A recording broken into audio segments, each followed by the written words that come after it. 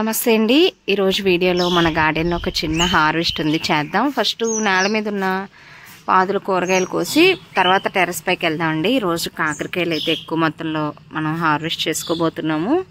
పాదు పెట్టిన తర్వాత ఇదే ఎక్కువ కాపు అనమాట. లాస్ట్ టైం ఒక పావు కేజీ అలా వచ్చాయి, కానీ ఈరోజు ఇంకొంచెం ఎక్కువ మొత్తంలో కాయలు అయితే హార్వెస్ట్ చేసుకోబోతున్నాం. పూత పింద బాగా వస్తుందండి.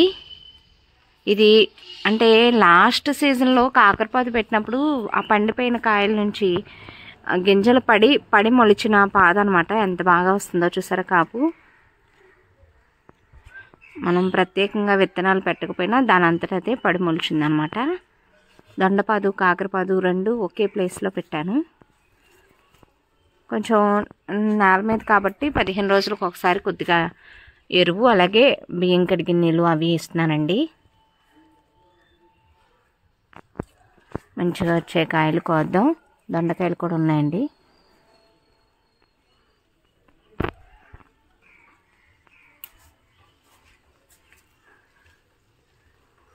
హెల్త్ పరంగా చాలా మంచిదండి కాకరకాయలు.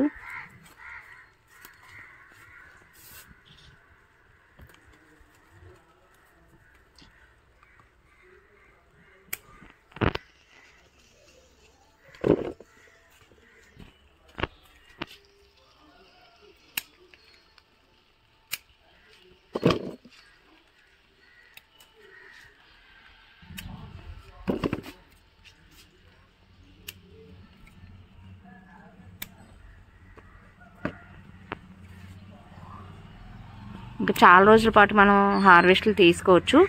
దగ్గరగా ఒక 5-6 నెలల పాటు మనకి కాపు వస్తుందండి కాకరపాదు. ఎక్కువ రోజుల పాటు దిగుబడి తీసుకోవచ్చు అనమాట మిగిలిన పాదులతో పోలిస్తే.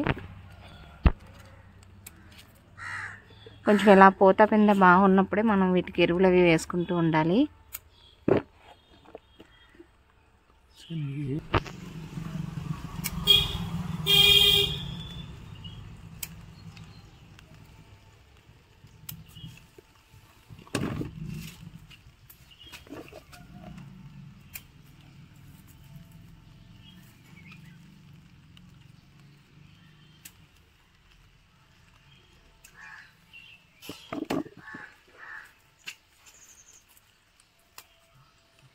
అటు సైడ్ బయట పక్క కూడా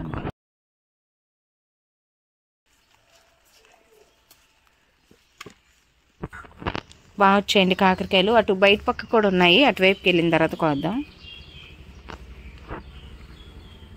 నెక్స్ట్ దొండకాయలు కూడా కోద్దాం.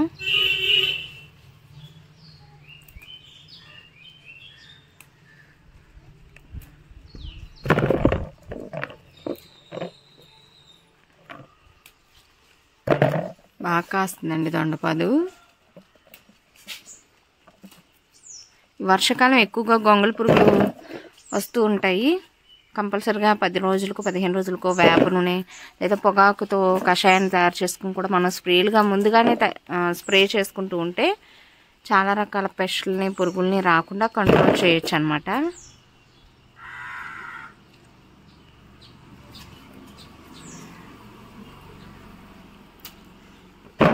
ఇప్పటివరకు వీడియోని లైక్ చేయకపోతే తప్పకుండా లైక్ చేసి ఛానల్ని సబ్స్క్రైబ్ చేసుకోండి.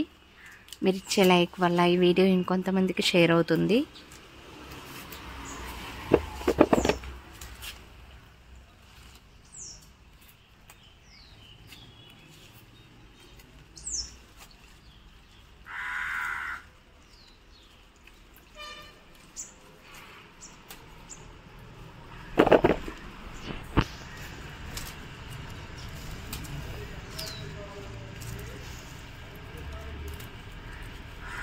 దొండపాదుని ఎవరైనా పెంచుకోవాలి అనుకుంటే ఇప్పుడు వర్షాకాలం కాబట్టి చక్కగా కొమ్మలను తీసుకొచ్చి పెంచుకోండి. నర్సరీలో కూడా అవైలబుల్గా ఉంటాయి. లేదంటే మీకు తెలిసిన వాళ్ళ ఇంట్లో ఏమైనా దొండపాదు ఉంటే దాని నుంచి ముదురు కొమ్మని సెలెక్ట్ చేసుకుని తెచ్చుకుని చక్కగా మట్టిలో పెట్టేసుకుంటే ఈజీగా బ్రతికిపోద్ది అనమాట. వానాకాలం ఒకసారి పెట్టుకుంటే సంవత్సరం అంతా కూడా మనం హార్వెస్ట్లు తీసుకోవచ్చండి. అప్పుడప్పుడు ఒక 6 నెలలకు 8 నెలలకు అలా ప్రూనింగ్ చేసుకుంటే సరిపోతుంది అనమాట. లో మెయింటెనెన్స్ పాదండి.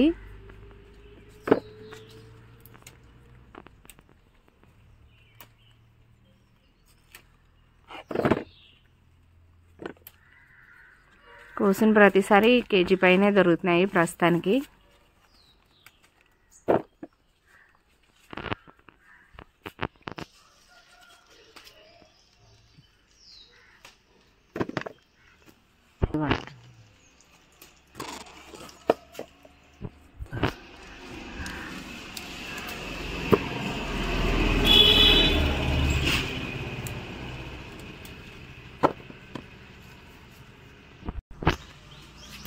ఇక్కడ అన్ని పాదులు కలిసిపోయినాయండి. బేరపాదు కూడా పూత స్టార్ట్ అవుతుంది, కాకరపాదు, దొండపాదు అన్నీ మిక్స్ అయిపోయినాయి అనమాట. పందిరి ఎలాగో పెద్దగానే ఉంది కాబట్టి అటు సైడ్ అంతా ఖాళీ ఉంది చూసారా. ఇంకా నిదానంగా ఈ దొండపాదు, బేరపాదు తీగలన్నీ కూడా అటువైపుకి వెళ్తున్నాయి. సరిపోతుంది రండి. చూస్తూనే పందిరంతా గ్రీన్గా తయారైపోయింది. కాకరపాదు ఇదిగోండి బయట పక్క వచ్చిందని చెప్పాను కదా, దాని అంతటికి అదే చక్కగా పడిమొలిచింది. సో ఇటువైపు దొండకాయలు కూడా చాలా ఉన్నాయి. లోపల పక్క కోసాం కదా, తీగలు బయటకు వచ్చినాయండి. మంచి విత్తనమే ఇది.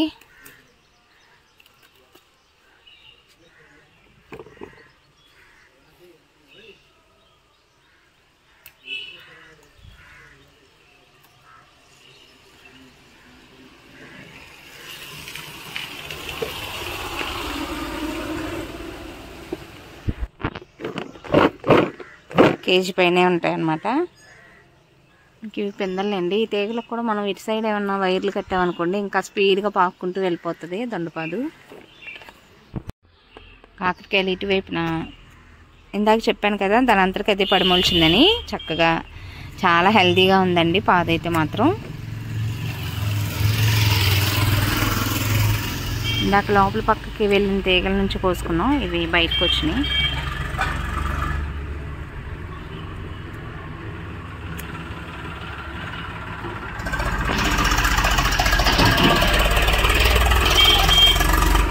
సరే ఎన్ని కాకరకాయలు వచ్చాయో. నెక్స్ట్ జాంకాయ ఒకటి రెడీ అయిందండి. లాస్ట్ టైం దీని నుంచి ఒక 3 కాయల వరకు కోసుకున్నాము. సరే లాస్ట్ సార్ కంటే కూడా మంచి సైజులో వచ్చింది. చాలా రుచిగా ఉన్నాయండి కాయలు అయితే మాత్రం. కోద్దామండి జాంకాయ.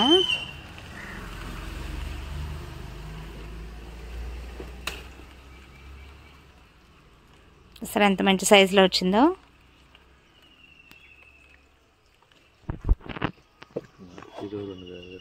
టెర్రస్ పైకి వెళ్దామండి.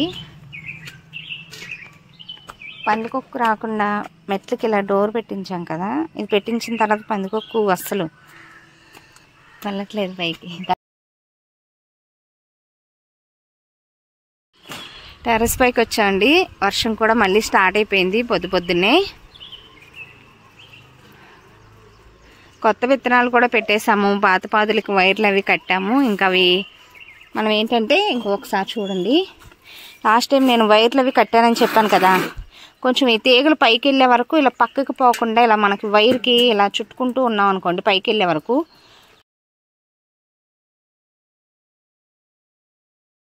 ముందు బీరకాయలు కోద్దాం.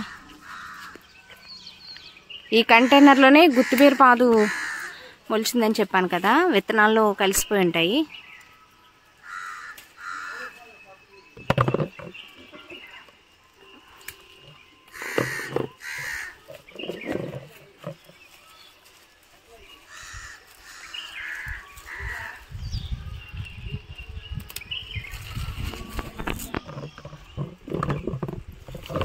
ఆల్రెడీ కొత్తగా కూడా గుత్తిబీర పాదు పెట్టాను.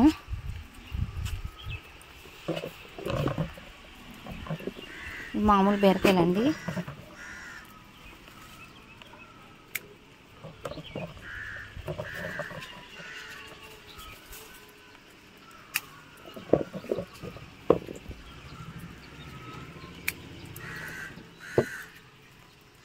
ఇంకా పాడైపోయింది, కంపోస్ట్లో వేసేద్దాం.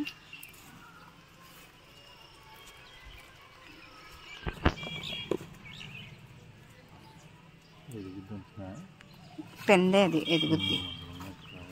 గుత్తిబీర పాదండి ఇది.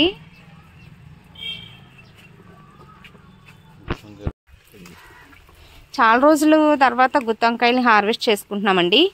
లాస్ట్ సీజన్లో పెట్టాను కానీ అది చక్కగా మంచిగా ఎదిగి పూత పింద స్టార్ట్ అయ్యాక అది సడన్గా చనిపోయినాయి అనమాట గుత్తి వంకాయ మొక్కలు.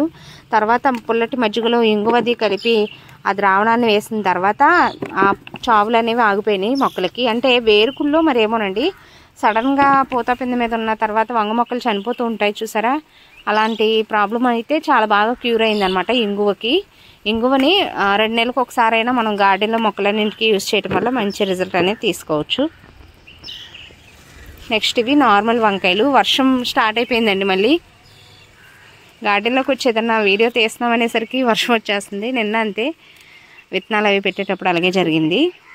పూత బాగుంది చూసారా, ఈ వంగ మొక్క వేసి దగ్గర 1.5 సంవత్సరం అలా అవుతుందండి ఈ కంటైనర్లో. కంటిన్యూస్గా మనం కాపు తీసుకుంటున్నాము. ఇప్పటివరకు వీడియోని లైక్ చేయకపోతే తప్పకుండా లైక్ చేసి ఛానల్ని సబ్స్క్రైబ్ చేసుకోండి. అలాగే వర్షాకాలంలో తీసుకునే పంటల కోసం ఈ జూన్ నెలలో విత్తనాలు ఏమేమి పెట్టుకోవాలి ఏంటని వీడియోస్ పోస్ట్ చేశానండి. ఒకసారి ఎవరైనా చూడకపోతే ప్లేలిస్ట్ చెక్ చేసి చూడండి, మీకు ఒక ఐడియా వస్తుంది. కొత్త వాళ్ళకి హెల్ప్ఫుల్గా ఉంటాయన్నమాట మంచి మంచి టిప్స్తో వీడియో అనేది అప్లోడ్ అయింది. నెక్స్ట్ ఇవన్నీ కూడా వాటర్ క్యాన్లో వేసాను. ఇవి లాస్ట్ సీజన్లో మొక్కలే.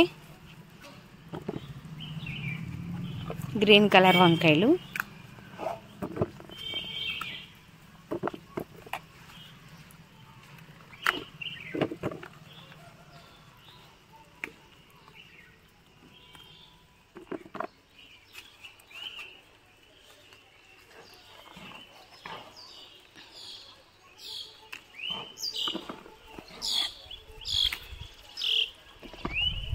చిన్న సైజు వంగ తోటలా ఉంది కదా, వంగ మొక్కలు ఎక్కువైపోయినాయండి గార్డెన్లో.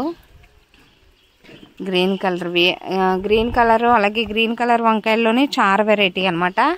మొత్తం ఒక 4 నుంచి 5 రకాల వెరైటీ వంకాయల వరకు మనం పెంచుకుంటున్నాము గార్డెన్లో. ఏంటంటే ఒకసారి పెట్టుకుంటే చాలా రోజుల పాటు మనం దిగుబడి తీసుకుంటాం కాబట్టి వంగ మొక్కలు ఎక్కువగా చనిపోవటం అలా జరగదనమాట. లాస్ట్ సీజన్లోనే గుత్తి వంకాయ మొక్కలు అలా పూత పింద స్టార్ట్ అయిన తర్వాత చనిపోయినాయి అని చెప్పి ఇంగువ స్ప్రే చేస్తానని చెప్పాను కదా, బాగా పనిచేసింది. అంతకుమించి పెద్దగా పెస్టులు రావండి జాగ్రత్తగా చూసుకుంటే. పుచ్చులు అలాంటి వాటికి కూడా ఇంగువ బాగా పనిచేస్తుంది అనమాట రాకుండా.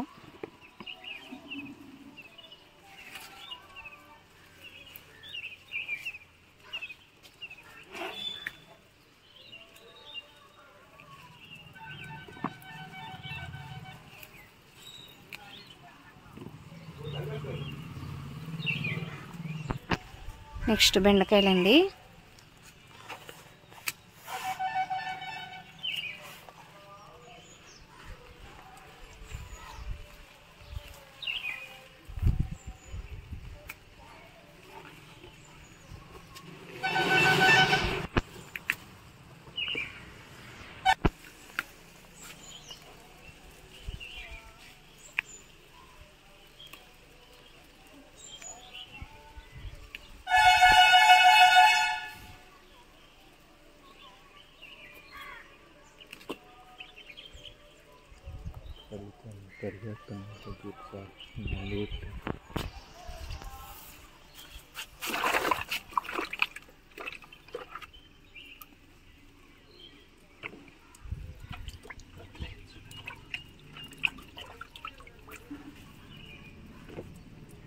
కూరగాయలు కోయటం అయితే పూర్తయిందండి.